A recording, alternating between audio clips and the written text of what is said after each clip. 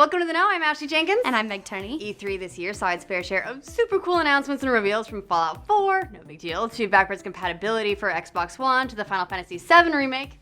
Yeah, it was a good year for sure, but there were some things missing that we all wanted to see, like where was Crackdown 3, Quantum Break? Where were custom consoles? Where were they? They were being saved for Gamescom, apparently. Europe's biggest gaming show was kicked off, and publishers are pulling out all the stops that they apparently left at E3.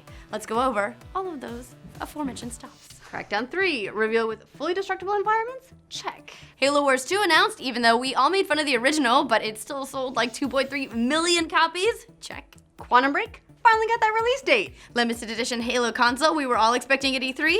That too. New chat pad for the Xbox One controller? Yep. Gameplay for Scalebound? Oh yeah, after missing E3 entirely. And TV DVR for Xbox One?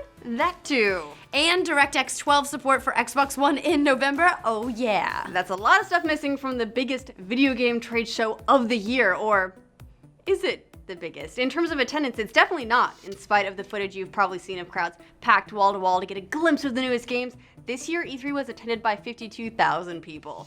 By comparison, last year's Gamescom was attended by 335,000 people. That's not a narrow margin. Even Tokyo Game Show, which is Japan's biggest gaming show, barely puts a dent in that, with 250,000 attendees last year. What's kept E3 dominant for so long is that those 50,000 people are most likely industry insiders, unless you fake your credentials like this one over here. Either they work for a publication that talks about games, or they work for a company that makes games, whereas more than 90% of Gamescom attendees are fans. So the coverage density of E3 is still way higher than any other show. So E3 is not exactly in danger. Not yet. This year, PlayStation isn't even giving a press conference at Gamescom, which is kind of weird. Those conferences are usually where all the big announcements get made. Xbox definitely kept to the formula, but instead PlayStation is apparently saving their big news for October, so that'll all be during Paris Games Week instead. They aren't even holding live streams like they did at E3. Instead, they're relying on third-party partners to pick up the slack. We've got the Mafia 3 reveal, a moved-up release date for September 1 for Metal Gear Solid 5: The Phantom Pain, gameplay for Mirror's Edge Catalyst, new details about No Man's Sky, and there will be more to come as the show really gets underway. So there's some really cool stuff, yeah, but where's Rhyme? Uncharted. And speaking of Uncharted, where are PlayStation's holiday plans? Since that game slipped to next year, what's the game that's going to keep PS4 outselling Xbox One? By the time we get to October, we're already right in the middle of the holiday release flood, so it better be a serious mic drop moment. New God of War, releasing today. Jack and Daxter, come on, you know you want to do it. The Last Guardian, so not dead, it's on its way to stores right now. Or it could be as simple as sales math.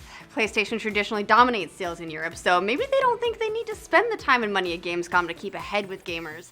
As of last month, in Europe, PS4 was outselling Xbox One almost 3-1. That's a pretty big gap, and could also explain why Xbox is putting such a focus on Gamescom this year. There are a few other reasons some of these big announcements could be moving to Gamescom as well. Yep, E3 is enormously crowded with a lot of noise. The show itself lasts 3 days, but the day before is crammed with press conferences where the platforms and publishers compete for the attention of the media and their audiences by making their biggest, most impressive announcements. It is so crammed that Bethesda held their conference another day earlier on Sunday. There's just so much going on, it's impossible to keep anyone's attention for more than a few minutes. Yeah, people are starting to do press conferences the week before now. It's getting crazy. Gamescom is also closer to the holiday season, so if you want to announce new limited edition hardware for the holiday, I mean, it's perfect for that. New peripheral, I mean, you can do it there too. Features that are now close enough to being finished that you know they'll make it in time for the holiday.